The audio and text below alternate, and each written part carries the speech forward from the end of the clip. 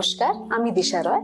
আজ আমাদের সাথে রয়েছেন ক্যালকাটা হাইকোর্ট এবং সুপ্রিম কোর্টের অ্যাডভোকেট ও বিশিষ্ট রাজনৈতিকবিদ গোপাল সরকার মহাশয়। হয়ে যাক ওনার সাথে কথোপকথন। নমস্কার, আমি বরানগর থেকে গোপাল সরকার, ওই পেশায় অ্যাডভোকেট। নমস্কার স্যার। শাসক যদি স্বৈরাচারী হয় তাহলে সেই ক্ষেত্রে অ্যাডভোকেটের কি ভূমিকা? স্বৈরাচারী শাসকের ভূমিকা এইটা নিয়ে সারা বিশ্বেই একটা সমালোচক আলোচনা হয়ে থাকে। কেননা শাসক যদি স্বৈরাচারী হয়, স্বৈরাচারী কথার ব্যাখ্যা করলে যে কোডিফাইড আইনটা থাকে, সে আইনটাকে তিনি মানছেন না। তার যখন ইচ্ছে যা খুশি তিনি করছেন, প্রপারলি গণতন্ত্রটাকে হত্যা করে সেখানে একনায়কতন্ত্র বা মোনার্কিজম এই পর্যায়ে চলে যায়, যেটা ওই দেশের বা ওই রাষ্ট্রের বা কোনো প্রদেশের সমস্ত মানুষের ওপরে তার প্রভাবটা আসে।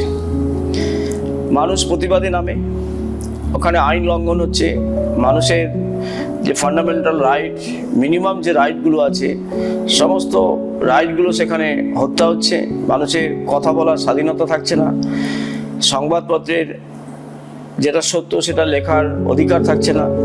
বিভিন্ন জায়গায় প্রভাবটা পড়ার পর গণতান্ত্রিকভাবে এর আন্দোলন শুরু হয় এবং আইনজীবীদের একটা বিশিষ্ট ভূমিকা থাকে যে এই শাসকের বিরুদ্ধে, যেহেতু তার নিজের স্বার্থে বিরাট একটা সংখ্যক মানুষের প্রতি অবিবেচনার কাজ করছে এবং তারা প্রতিহত হচ্ছে, তারা হাইকোর্টে কিংবা সুপ্রিম কোর্টে পিল করতে পারে, পিআইএল করতে পারে, করে সেটা আলোচনা হতে পারে, সেখানে ইন্টারপ্রিটেশনের হতে পারে এবং কোর্ট স্বৈরাচারী শাসকের বিরুদ্ধে রায় দিতে পারে।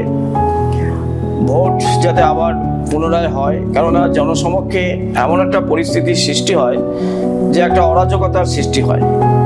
সেই অরাজকতা হাত থেকে ওই দেশকে বা ওই রাষ্ট্রকে বা ওই প্রদেশকে বাঁচাবার ক্ষেত্রে আইনজ্ঞদের ভূমিকা খুব প্রবল থাকে। তাদেরকে রাস্তায় নামতে হয়, তারা এগিয়ে আসে এবং বিশেষ করে সংবিধান রক্ষার জন্য আইনের দরজায় জুডিশিয়াল যে পাওয়ার যেটা আছে, সেই জুডিশিয়াল পাওয়ারকে আরও অধিক পরিমাণে ব্যবহার করার জন্য তারা যে প্লিডগুলো করে, ইন্টারপ্রিটেশনগুলো করে, এই ভূমিকাটা অত্যন্ত জরুরি এবং এক্ষেত্রে অ্যাডভোকেটের সরাসরি ভূমিকা থাকে। প্রত্যক্ষ ভূমিকার মধ্যে অ্যাডভোকেটরা সংযুক্ত হতে পারে।